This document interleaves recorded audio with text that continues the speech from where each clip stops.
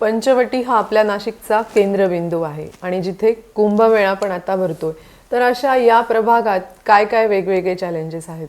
बाहेरून साधू संत येणार आहे, बाहेर देशातून नागरिक कुंभमेळ्यासाठी येणार आहे. तुम्ही जर बघितलं प्रयागला, मी पण 15 दिवस कुंभमेळ्यासाठी गेलेली होती.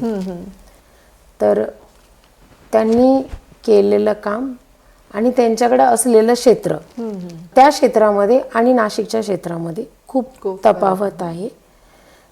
या सगळ्या गोष्टींचा विचार जर केला तर कुंभमेळा करण्यासाठी आपल्याला भरपूर प्रमाणामध्ये कष्ट घ्यावा लागणार आहे आणि या कष्टांचं फळ आपल्याला निश्चित मिळेल अशी मी आशा करते.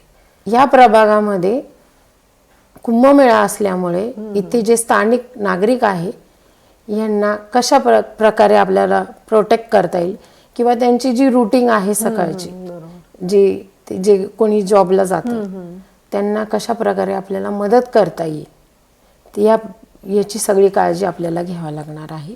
बाहेरून जे नागरिक येणार आहे, बाहेर देशातून येणार आहे, बाहेर राज्यातून येणार आहे, त्यांचा आरोग्याचा प्रश्नही खूप मोठा आहे. आपण जे सगळी सोयी सुविधा देऊ याच्यातून आपल्या नाशिककरांनी काय केलेलं आहे हे लोक घेऊन जाणार आहे बाहेर. कारण की आत्ताच कुंभमेळा झालेला आहे 2024ला प्रयागचा.